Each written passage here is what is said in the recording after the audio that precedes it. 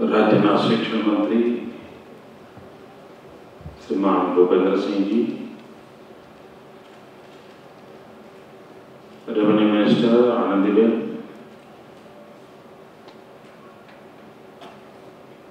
राज्य कक्षाना शिक्षण मंत्री बसुबेन, सरकारना अधिकारीओ, वाइस चांसलर श्रीओ, भिन्न भिन्न एकेडमिक वर्क साथे जोड़ाયેલ સર્વે મહાનુભાવો, મને ખબર નથી તમે કેટલા વાગ્યાથી બેઠા છો.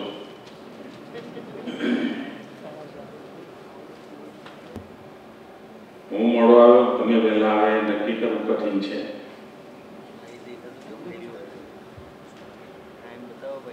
કારણ કે જે કાર્યક્રમની મારી પાસે રચના છે એમાં કંઈક ગડબડ લાગે છે. એટલે આવીને હું બધું જોવા ગયો, બધા જુદા જુદા વર્ગખંડોમાં શું ચાલે છે, શું ટોકન એક્ટિવિટી છે, ને સ્વભાવ પ્રમાણે મને જરા એમાં રસ પડ્યો. એટલે તેમ છતાં મારા અધિકારીઓ જલ્દી જલ્દી કરીને મને લઈ તો આવ્યા, છતાં મોડો તો પડ્યો છું.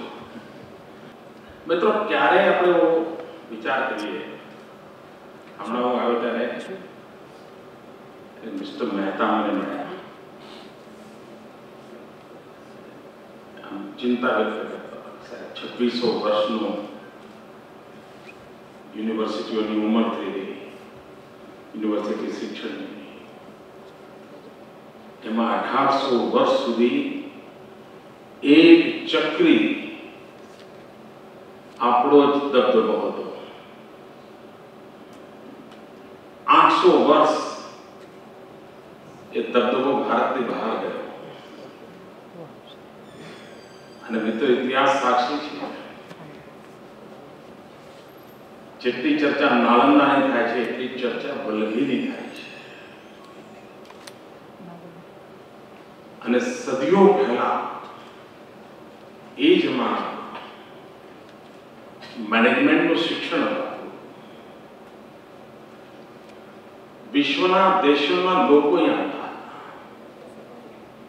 અને એનો કેટલો આપણા લોકોની દીર્ઘદૃષ્ટિનો અનુભવ છે. એક બાજુ લોથલમાં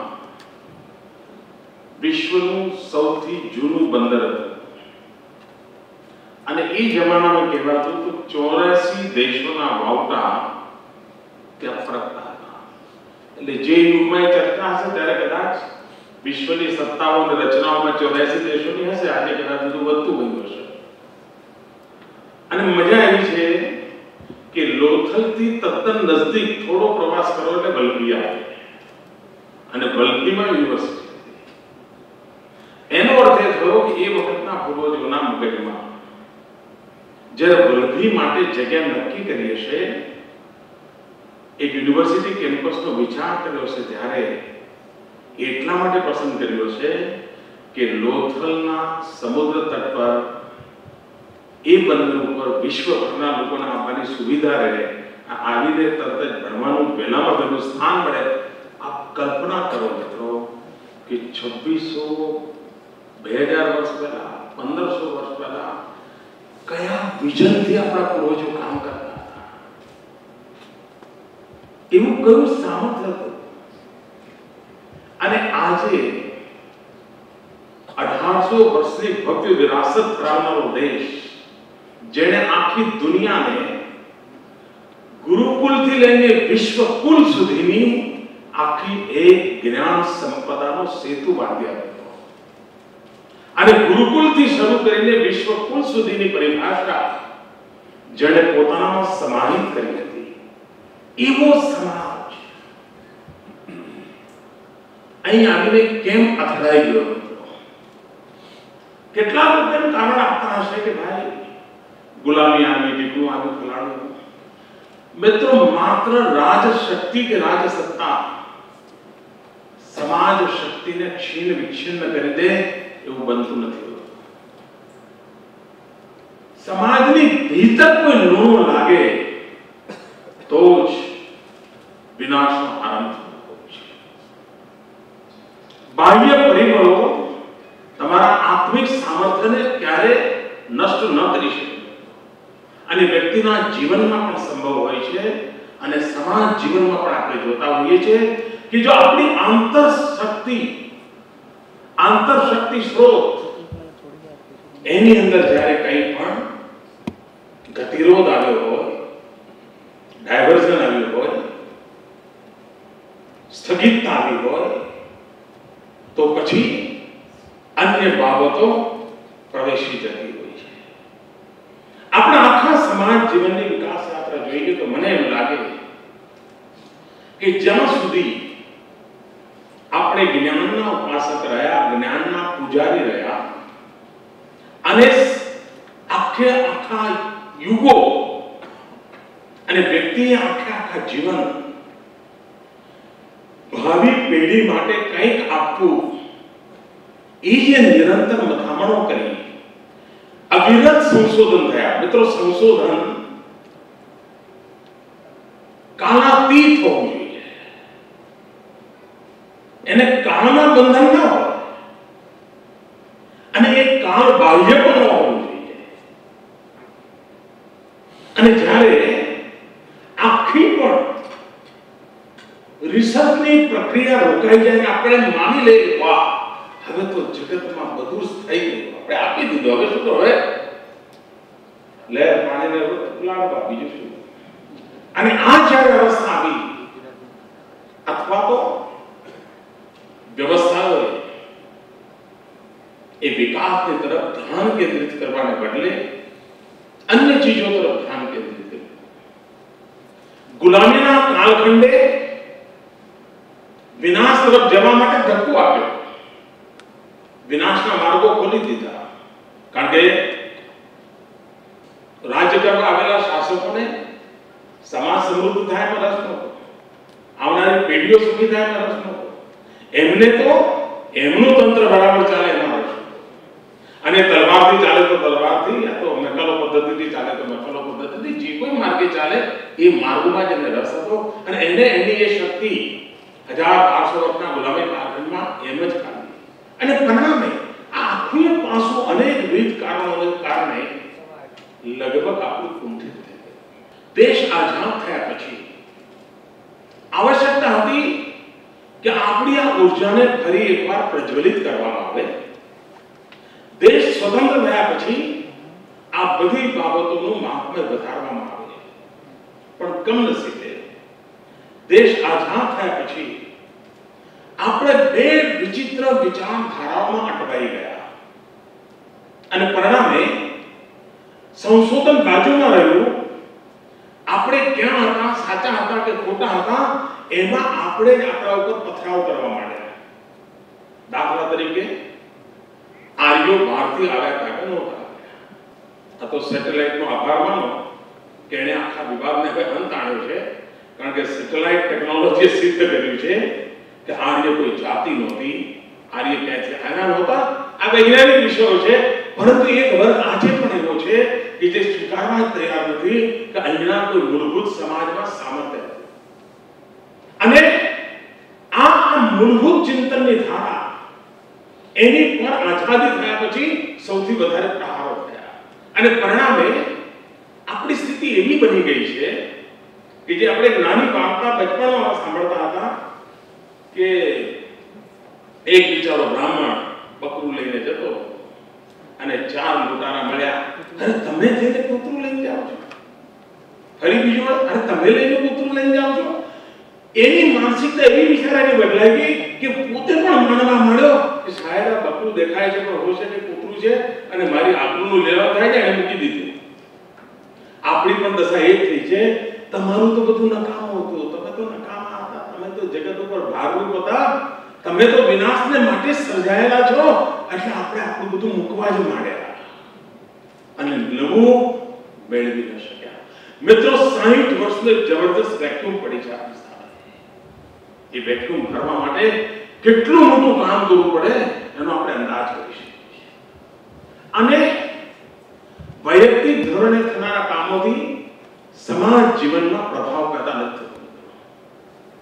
છૂટપૂટ જેટલા પણ પ્રયોગો ચાલે છે આ બધાને સંકલિત કરવાની પણ જરૂર હોય છે, એને પ્રાણવાન બનાવવાની પણ જરૂર હોય છે, અને વ્યવસ્થા તંત્ર એમાં બળ પૂરીને એને પ્રભાવી પણ બનાવવાની આવશ્યકતા હોય છે. નહીં તો એકાંત વિચાર આવે, ઉત્તમ વિચાર આવે, પણ એનું બાળ મરણ થઈ જતું હોય છે, કારણ કે એનું લાલન પાલન કરનાર કોઈ મળે જ નહીં. મિત્રો, મને લાગે છે કે એક નાનકડો પ્રયાસ જેમાં જ્ઞાનની સર્વધારાઓને સમાહિત કરવાની એક કોશિશ છે, જ્ઞાનની સર્વધારાઓમાં ગતિ પણ આપવી છે, પ્રાણ પર પૂરવા છે, અને જૂનું એટલું સારું એમ કરીને અટકવું નથી. જે શ્રેષ્ઠ પુરવાર થયું છે એને બધું આધુનિક બનાવવું છે, અને જે આધુનિકતાની આવશ્યકતા છે એના માટે શ્રેષ્ઠ સર્જન કરવું છે. આવી દ્વિચક્રી વ્યવસ્થા, એને આપણે જેટલું બળ આપીએ એના આધારે આ સ્થિતિ બદલાતી હોય છે. અને એટલે જ મિત્રો, અહીંયા એક મથામણ છે. મિત્રો, આપણી આખી સ્થગિતતાના મૂળમાં એક મહત્વની બાબત છે કે આપણે એક પરંપરાવાદી બની ગયા છીએ, સ્થગિતતાને બની ગયા છીએ, અને ઘણીવાર આપણી સ્થગિતતાના મૂળમાં પણ એક કારણ એવું બન્યું છે કે આપણે આપણા બાળકોને ક્વેશ્ચન કરવા માટેની એની આખું જે મૂળભૂત પ્રગતિ માટેનો પહેલો આવશ્યકતા જે છે એ છે ક્વેશ્ચન માર્ક. જીવનની શરૂઆતનો મૂળભૂત આધાર છે મિત્રો ક્વેશ્ચન માર્ક. અગર જો મારા ભીતર કોઈ ક્વેશ્ચન જ નથી, અગર જો હું ક્વેશ્ચનનો પૂજારી નથી, હું મારી જાતને, પરિસ્થિતિને, પ્રશ્નોને, સમસ્યાઓને પ્રશ્નથી નવાજતો નથી, તો મને નવું જાણવા, જોવાની, વિચારવાની એક મર્યાદા આવી જાય છે. અને કમનસીબે બાળકોમાં પ્રશ્નકર્તાની જે ભૂમિકા હોવી જોઈએ એ જાણે નષ્ટ થતી જાય છે. એને જે મળે એ ટોપલું એમને લઈ લે છે, અને જ્યાં મૂકવું હોય ત્યાં મૂકી આવે છે, અને ગૌરવ ગાન કરે છે. મિત્રો, હિન્દુસ્તાનમાં એવું બાળક જ ન હોઈ શકે કે જે પ્રશ્ન ન, અને આપણે તો એવી પરંપરાના લોકો છીએ જે ભૂમિમાં નચિકેતા જન્મ થયો. અને મિત્રો, જગત આખાની અંદર કોઈ બાળકની વર્ણન કરવું હોય, કોઈ બાળકની તુલના કરવી હોય, તો નચિકેતા યાદ આવે, કારણ એ યુગની અંદર નચિકેતામાં સામર્થ્ય હતો કે એણે યમરાજને પૂછ્યું હતું, ક્વેશ્ચન માર્કના લઈને ઉભો રહી ગયો યમરાજની સામે, ટેલ મી વોટ ઇઝ ડેથ? મૃત્યુ શું છે? પેલા કહેતો ખરા ભાઈ. મિત્રો, આ ઘટના નથી. યાની જિજ્ઞાસાની તીવ્રતા કેટલી હશે કે જે મૃત્યુ દ્વારે ઉભા પણ મૃત્યુને લલકાર કરીને પૂછે છે, યમરાજને પૂછે છે કે tell me what is the death? મિત્રો, જ્યારે સમાજમાંથી આ સામર્થ્ય ગુમાવી દે, કેમ, ક્યાં, ક્યારે, કોણે, કોના માટે, આ જો પ્રશ્નો જ મટી જાય તો સંશોધનની પરંપરા સમાપ્ત થઈ જાય. અને જે બાળક પ્રશ્ન વગર જ મોટો થયો હોય, એ મોટો થઈને ડીન થયો હોય, વાઇસ ચાન્સેલર થયો હોય, ફેકલ્ટીનો વડો થયો હોય, એને પણ ખબર છે કે મને કોઈ મૂંઝવવાનું નથી, મને કોઈ પ્રશ્ન પૂછવાનો નથી. અને એટલે પોતે 1980 ની અંદર નોકરી જોઈન કરી હોય અને પહેલા વખતે પહેલો ક્લાસ લેવા માટે જે ડાયરી તૈયાર કરી હોય, એ 2000 માં પણ એક ડાયરી એને ચાલતી હોય.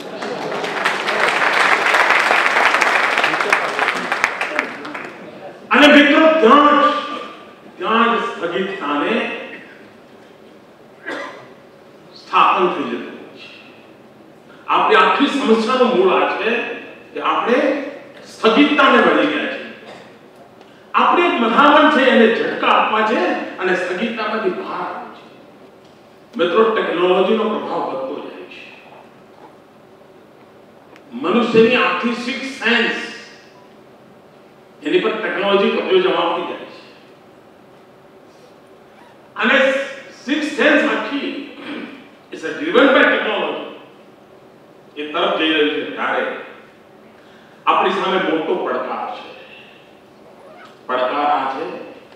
કે શું આપણે ભવિષ્યને માટે રોબોટો તૈયાર કરવા છે કે મનુષ્ય તૈયાર કરવું છે? મિત્રો, ટેકનોલોજીની ગમે તેટલી વ્યાપકતા હોય, વિશાળતા હોય, સામર્થ્ય હોય, દીર્ઘપણું હોય, પરંતુ મનુષ્યપણાના અસ્તિત્વ વિના આ ટેકનોલોજી કોઈનું પણ કલ્યાણ ન કરી શકે. અને તેથી આપણને રોબોટને જન્મ આપવો એ આપણું કામ નથી. આપણું કામ છે જીવનના ઘડતર. અને એટલે કલા જોઈએ, સાહિત્ય જોઈએ, સંવેદના જોઈએ, દર્દ જોઈએ, પીડા જોઈએ, વ્યંગ જોઈએ, વિનોદ જોઈએ. આ જીવનના સંપૂર્ણ વિકાસને માટે અનિવાર્ય છે. અગર જો આનો અસ્તિત્વ તમે જોયું ને, સારી જે ફિલ્મ બતાવી એમાં પણ એક પાઠ ખાસો બતાવવામાં આવતો હતો. મિત્રો, વ્યક્તિના જીવનની અંદર આ ચીજો કેમ આવે? મિત્રો, એવું કેવું બાળક કે ઘરના બગીચાના ફૂલોના નામ ન જાણતું હોય, અને જે લોકોએ મોંઘામાં મોંઘા બગીચા બનાવ્યા હોય, મોટા મોટા માલેતુજારના ઘરે જઈને આવજો મિત્રો, અને એના જ કુટુંબના લોકોને લઈ જજો અને પૂછજો કે આ કયું ફૂલ છે. એનો અર્થ એ થયો કે બધું સારું ગમે છે, પણ સારું શું છે, સારું કેમ છે, સારું શા માટે છે, એ પ્રશ્નો લગભગ મિત્રો. અને એવું નથી મિત્રો, કેટલાક લોકો એવું કે સાહેબ અર્જુને એટલા બધા પ્રશ્નો પૂછી લીધા છે એટલે અમારા માટે કઈ બાકી જ રહ્યું નથી. મિત્રો, હર યુગમાં અર્જુન પેદા થતો હોય છે, જેને પ્રશ્નો હોય જ. પણ ઘણીવાર આપણા જ પ્રશ્નો આપણા માટે બોજ બની ગયા હોય છે, અને તેથી આવતીકાલ માટેના પ્રશ્નોનો અવતરણ જ નથી થતું. મિત્રો, શાળા એ હોય જે પ્રશ્નોનું ગર્ભાધાન કરે. દોસ્તો, શિક્ષક એ હોય જે વિદ્યાર્થીમાં પ્રશ્નનું બીજદાન કરે. અને એનો જીવન વિકાસ પ્રશ્નોના જવાબો શોધવા માટે ન મળે તો ઇનોવેશનથી ન મળે તો રિસર્ચથી ન મળે તો આખી લાઈફ ડેડિકેટ કરીને લેબોરેટરીમાં બેસી જાય, ત્યારે મિત્રો જિંદગી બનતી હોય છે. અને ભારતે જો 21મી સદીનો વિચાર કર્યો છે તો હિન્દુસ્તાનની પહેલી જો કોઈ અનિવાર્યતા હોય મિત્રો, તો અનિવાર્યતા છે રિસર્ચ. આપણે કમનસીબે સમાજ તરીકે એક એવી દિશામાં આપણે જતા રહ્યા કે જેના કારણે આપણે બહુ મોટું નુકસાન થયું. મને યાદ છે, શિમલાની અંદર એક મોટી ઇન્સ્ટિટ્યૂટ છે, રિસર્ચ સ્કોલર માટે એક પ્રકારે તીર્થક્ષેત્ર કહેવાય, એક પ્રકારની જગ્યા છે. પણ આપને જાણીને આઘાત લાગશે, આ દેશમાં એક એવા પ્રધાનમંત્રી થયા કે જેમણે એમ કહ્યું હતું કે બધા ખોટા ખર્ચા શું કરો, બંધ કરો ને, આઈ એમ સોરી ટુ સે. અને મોટો વિવાદ થયો હતો. થોડા કાળ માટે બંધ થયું હતું, આંદોલનો થાય, ફરી પાછું ઊભું થયું. મિત્રો, શિક્ષણ પાછળનો ખર્ચ કે શિક્ષક પાછળનો ખર્ચ, એનાથી મોટું કોઈ ઉત્તમ મૂડી રોકાણ અજંડા હોઈ શકે.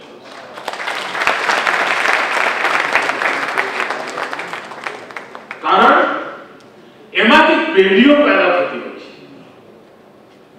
પણ થયું છે શું? રોકાણ મોટે ભાગે પેલા પ્રશ્નની આસપાસ નથી. એ બધું મારું શું ને મારે શું માં અટવાઈ ગયું છે. એના બદલાવની પણ આવશ્યકતા છે, અને એ બદલાવની આવશ્યકતાને કેવી રીતે પૂરી કરશે? આપણે એક પ્રયત્ન કર્યો, અને આજે મોટી ચેલેન્જ બીજી છે મિત્રો. એક તરફ તો આપણે પ્રશ્નનું ગર્ભાધાન બંધ કરી દીધું છે, પ્રશ્નનું બીજાનું પણ બંધ થઈ ગયું છે. 3-4 પેઢીઓ એવી છે આજે કે જેને કદાચ આનાથી ધીરે ધીરે વિમુખ થવા ગયા છે. એક બાજુ પ્રશ્નોનો સ્થાન નથી રહ્યું, બીજી બાજુ માહિતીનો ભંડાર ઉપલબ્ધ નથી. અને જ્યારે માહિતીની વિપુલતા પડી હોય ત્યારે મિત્રો કન્ફ્યુઝન ક્લાઉડ સિવાય કાંઈ ઊભું ના થાય. અને એના કારણે આજે આપણા બાળકની મૂંઝવણ એ નથી કે આમ કેવી રીતે ક્યારે ક્યાં આ બધી એને મૂંઝવણ છે કે આમાંથી જલ્દીથી જલ્દી મારા કામમાં આવે કેવી રીતે લેવું મારે, એટલે એને નવો રસ્તો શોધ્યો અને પરિણામે ઉપલબ્ધ જે કંઈ છે, જે કંઈ હવામાં દેખાય છે એનો સમય ઉપર ઉપયોગ કરીને પોતાની ગાડી ચલાવી લે છે. એને ખબર છે કે મારા જોબ પ્લેસમેન્ટ માટે મોટા લાંબા કેટલી મિનિટનું હોય, ઇન્ટરવ્યુ લેનારની ક્ષમતા એને ખબર છે. એને એ પણ ખબર છે કે ઇન્ટરવ્યુ લેનારના પ્રશ્નની આ જ મર્યાદા એની બહાર કાંઈ નહીં. એટલે એને કશું કરવાનું હોય સાહેબ, એક 20 મિનિટનો કોર્સ જ તૈયાર કરવાનો હોય, નીકળી જવાનું. આ બધી બાબતો માટે પડકાર છે અને પડકારોમાંથી રસ્તો શોધવા માટે આ એક એવું પ્રજ્ઞાપૂર્વક આપણે ઊભું કરી રહ્યા છીએ કે જ્યાં નિત્ય નૂતન વિચારો એને પ્રતિષ્ઠા મળે. વિચારોની કમી નથી હોતી પણ એને પ્રતિષ્ઠા નથી મળતી હોતી. મિત્રો એવું કેવું જીવન હોય કે જેમાં કોઈ ઇનોવેશન ના હોય. હવે તમે જો તમારા યુજીસી ના બધા નિયમો જો તેમાં હોય છે એટલે પ્રોફેસર દર વર્ષે નવું પેપર લગાવે એવું કંઈ હોય છે. હવે આજે તમે જો ભાઈ તમે આ વર્ષે પેપર લખ્યું તો બીજા હડતાલ કરે, हमारी मांगे पूरी करो, मोदी मुर्दाबाद.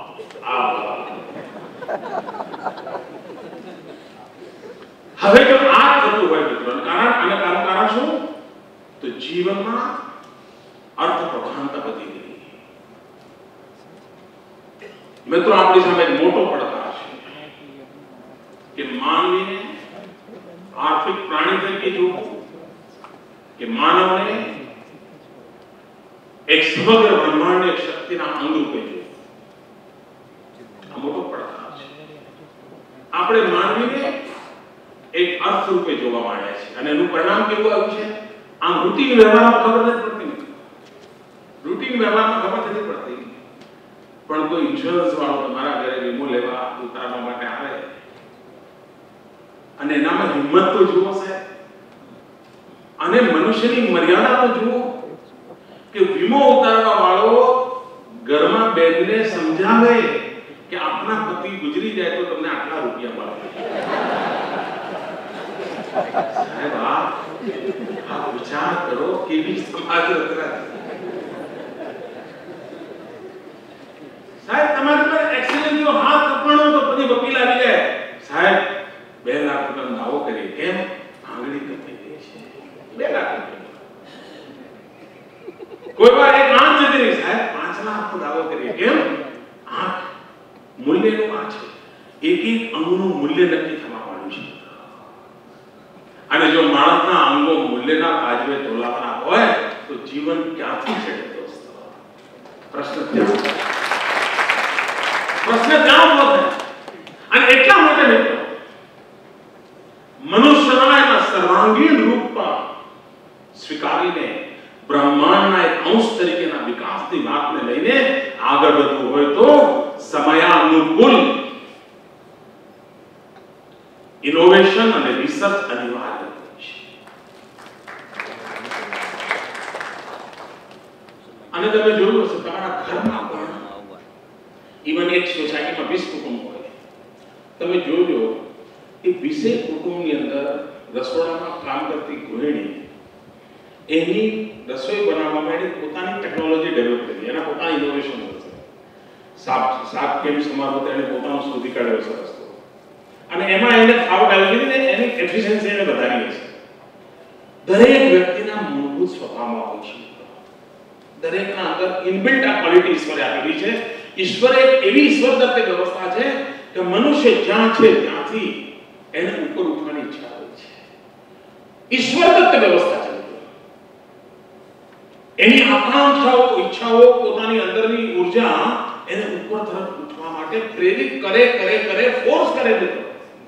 પણ જો સમાજ એના માટે ખાતર પાણીની વ્યવસ્થા ન કરે તો એ જ એના માટે બોજ બની જાય. મિત્રો વૃક્ષ બહાર પ્રગટ થવાનું સામર્થ્ય જ્યારે ગુમાવી દે ત્યારે આટલું સરસ મજાનું વૃક્ષ પણ કોયલામાં રૂપાંતરિત થઈ જાય, કોયલો બની અને પછી એને બળવા સિવાય એના નસીબમાં કાંઈ નથી, એને તૂટી પડવાનું. અને એટલા માટે આવશ્યકતા હોય કે સમાજ જીવનની અંદર આ મૂળભૂત બાબતો તરફ ફરી એક વાર એનું ધ્યાન કેન્દ્રિત કેવી રીતે કરાય, એક માનવ સર્વાંગીણ વિકાસ. અને મિત્રો, આપણી પાસે વિચાર સંપદા એમાં કોઈ કમી નથી. હું આજે પણ તમને કહું છું, કોઈ કમી. આજે ગ્લોબલ ઇકોનોમીના જમાનામાં ગ્લોબલ વિલેજનો કન્સેપ્ટ આવ્યો ના આવ્યો? કારણ ગ્લોબલ ઇકોનોમી નવો કન્સેપ્ટ આવ્યો, અમારી ગ્લોબલ વિલેજની કલ્પના આવી. પણ આપણા બાપ દાદાઓએ એમાં મનુષ્ય કેન્દ્રિત વિચાર કર્યો અને એને કહ્યું વસુધૈવ કુટુંબકમ.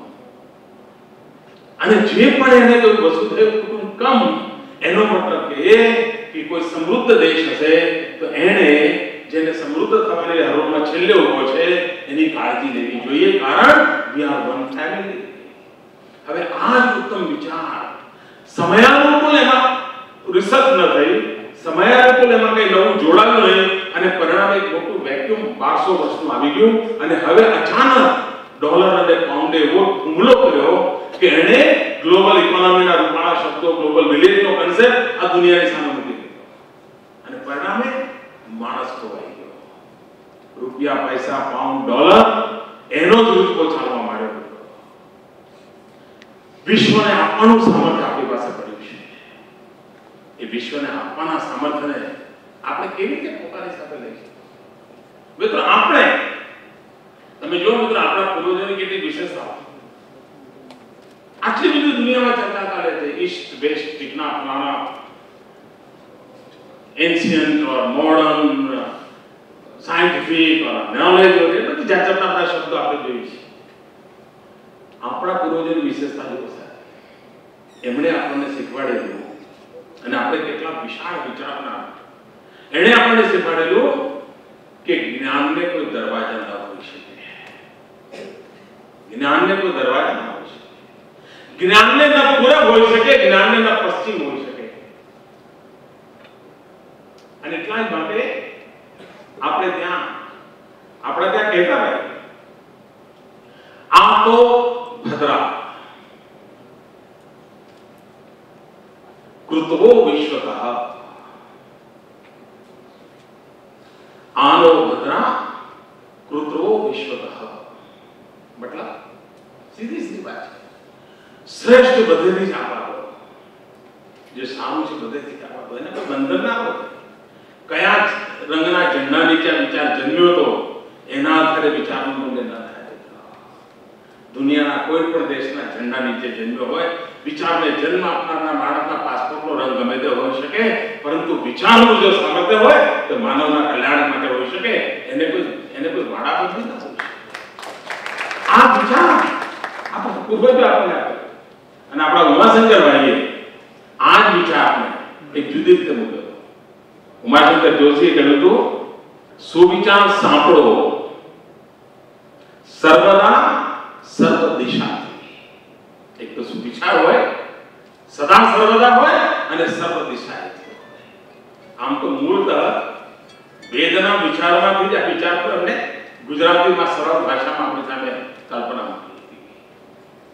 જેમ ઇનોવેશનની જરૂર છે, રિસર્ચની જરૂર છે, એમ સમયની એરણે પાર ઉતરેલ જે ઉત્તમ બાબતો છે એની સ્વીકૃતિની પણ જરૂર છે. એની સ્વીકૃતિની અને એ સ્વીકૃતિને લઈને આપણે વ્યવસ્થાઓ અને આ દિશામાં જવાના એક નાનકડા ભાગ પ્રયાસ રૂપે ગુજરાતે કેટલા જે ઇનિશિયેટિવ લીધા છે. દાખલા તરીકે ગુજરાત ટેકનિકલ યુનિવર્સિટી, એન્જિનિયરિંગ કોલેજો પહેલા પણ ચાલતી હતી, યુનિવર્સિટીનો હિસ્સો હતી.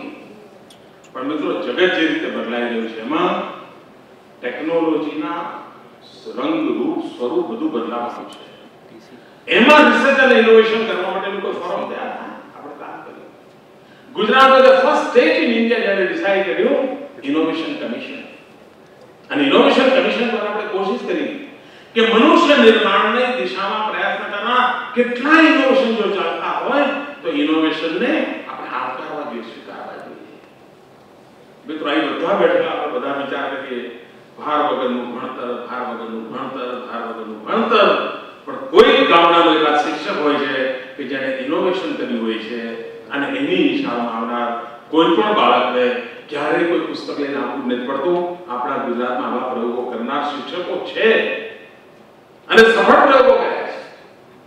આપણે ઇનોવેશન કમિશન દ્વારા આવું બધું શોધીએ છીએ, એને એકત્ર કરીએ છીએ અને એને કાયદાકીય પ્રતિષ્ઠા આપીને એને વધુમાં વધુ રિપ્લિકેટ કામ થાય કેવી રીતે એને પરકોલેટ કરી એના માટેને મથામણ આપીએ છીએ.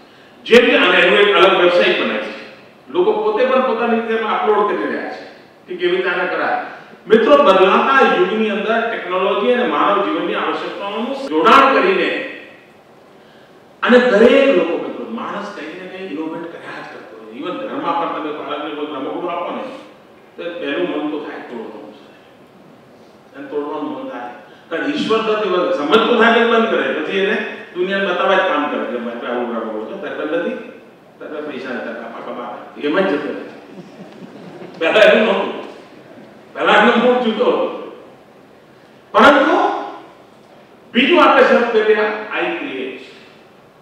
મિત્રો આઈ ક્રિએટ ઇન્સ્ટિટ્યૂટ પણ કદાચ હિન્દુસ્તાનની અંદર પહેલું આપણું કોન્ટ્રીબ્યુશન હશે કે જેણે એક ગ્લોબલ લેવલનું ઇન્ક્યુબેશન સેન્ટર આપણે ઊભું કર્યા છે અને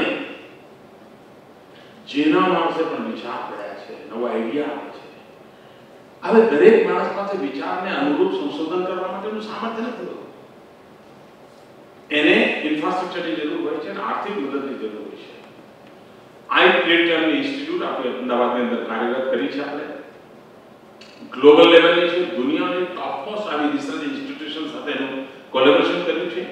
મિસ્ટર નારાયણ મૂર્તિને મેં રિક્વેસ્ટ કરી હતી તમે એના ચેરમેન તરીકે કામ કરો, એમણે સ્વીકાર કર્યો. આજે ચેરમેન તરીકેનું કામ કરી રહ્યા છે આપણે ત્યાં. અને રિસર્ચમાં જેમને પણ રસ છે, કોઈની પણ પાસે સરસ મજાનું ઉત્તમ સંશોધન છે અને જગતને માટે એને કોમર્શિયલ ફિલ્ડમાં લઈ જવા માટે થઈને માર્કેટેબલ બનાવવા માટે જેની સ્ટ્રેટેજી વર્કઆઉટ કરવી છે, આઈ ક્રિએટ એને મદદ કરશે. મિત્રો કેવી રીતે સમસ્યાઓનું સમાધાન કરવું એના માટેનો આપણે મથામણ છે અને એના ભાગ રીતે એક આ જ્ઞાન સંપદાને માટે થઈને આ પ્રજ્ઞાપુરમની એક રચના આપણે કરી છે અને પ્રજ્ઞાપુરમ દ્વારા જે કોઈ આવા પ્રવાહ ચાલતા હોય આ બધા એકત્ર આવે. કોઈ પ્રવાહને ગતિ આપવાની હોય તેના માટે આપણે કઈ મથામણ કરીએ. જે શ્રેષ્ઠ છે એ જગતની ઉપયોગિતામાંના તાજવે તોલાઈને એનું મહાત્મ્ય વધતું જાય, એના માટેની વ્યવસ્થાઓ વિકસતી જાય. આ બધા બાબતોને બળ આપવા માટેનો જ્યારે પ્રયત્ન આપ્યો છે ત્યારે આપ સૌ મિત્રો આખી આ વ્યવસ્થાને આના બિલ્ડિંગની તો ચર્ચા થશે. એના પણ આજકાલ ગુજરાતમાં જે કોઈ નવા ભવનો બને છે તો લોકોને આશ્ચર્ય થાય. સરકાર પણ આવા ભવનો બનાવે પણ મારે બધા સ્ટાન્ડર્ડ ઉભા કરવા છે. તો એટલા બધું કરું છું. શા માટે બિલો સ્ટાન્ડર્ડ કોઈ પણ દુનિયાનો કોઈ પણ દેશમાં મળતા હતા કેમ્પસ જોઈને લાગુ જગા ત્યાં આવ્યો છે. એનું મહત્વ છે ભાઈ, એનું મહત્વ છે. અને આજથી છે ને એક જમાનાથી એક નાનો પ્રસંગ મેં સાંભળેલો છે. ઘણા વાર આવા પ્રસંગો સાંભળ્યા હોય કઈ ઐતિહાસિક સમર્થન તો એને હોતું નથી પણ એ પ્રસંગોનું ઘણીવાર બોધપાઠ તો મળતો હોય. ગાલિબના જીવનની ઘટના કહેવામાં આવે છે. સાચું ખોટું ભગવાન જાણે, ઇતિહાસના તરાજુ તો તોલતા નહીં મને. તો એ ગાલિબને એકવાર એના રાજાએ કઈ ભોજન માટે બોલાવ્યા. હવે ગાલિબ કવિરાજ માણસ, ઓલિયો માણસ, સમય થયો યાદ આવ્યો રે આ તો રાજાએ બોલાય છે આપણે જવા દે. તરત દોડતા રાજ દરબાર તરફ પડ્યા તો પહેરેદારે એને રોક્યા કે અંદર જવાની મનાઈ છે. તો એક તો કઈ લોકો જવા નથી. અરે તો કે ભાઈ મને નિમંત્રણ છે પણ અહીંયા રાત્રિ ભોજ છે આજે, મને મહારાજાએ બોલાવ્યો છે. અરે કે આવા તો બધા કેટલાક પોતાની જાતને ગાલી કહેતા હોય. જા ખાડી થોડી વાર પછી પાછા દરબાર આવો અંદર લઈ ગયા. ભોજનના ટેબલ પર બધા વિરાજમાન થયા. એટલે ગાલિબે પોતાની પાઘડી કાઢી અને ભોજન લઈને પાઘડીને રાજાએ કહ્યું કે અરે આમ કેમ કરો તમે? નહીં કે તમે જે જઈને નિમંત્રણ આપ્યું ત્યારે જમાડવું તો પડે ને. તો કે કેમ? તમે કે ગાલિબને થોડો બોલાયો હતો. ગાલિબ તો આવ્યો તો પણ કાઢી મૂક્યો હતો. પણ આ ટોપી બોપી પહેરીને આવ્યો તો પેસવા દીધો. મારે ભોજન તો કે આને માટે.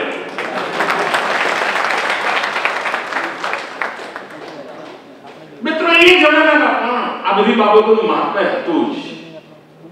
જો એ યુગમાં પણ મહાત્મ્ય હતું તો આજના યુગમાં તો આ કોમ્પિટિશનના યુગમાં જેમ વધારે વધતું જાય છે. અને મિત્રો જો 21મી સદી હિન્દુસ્તાનની સદી હોય ત્યારે 21મી સદીની અંદર સૌથી મોટી સ્પર્ધા ચાઇના સાથે જે દુનિયાએ સ્વીકારેલું છે આપણે સ્વીકારવું પડે.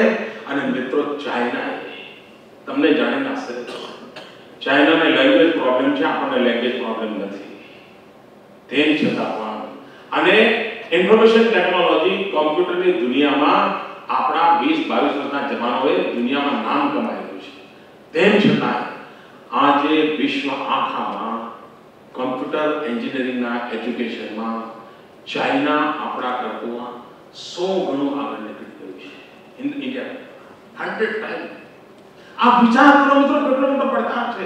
અને ચાઇનાએ ટેકનોલોજી અને ઇનોવેશન અને તમે વિચાર કરો દુનિયાની જે શ્રેષ્ઠ યુનિવર્સિટીના જે રેન્કિંગ થાય છે એમાં આજે ચાઇનાની 5 યુનિવર્સિટીએ નંબર લીધો છે મિત્રો. 5 યુનિવર્સિટી, હિન્દુસ્તાનની 1 પણ.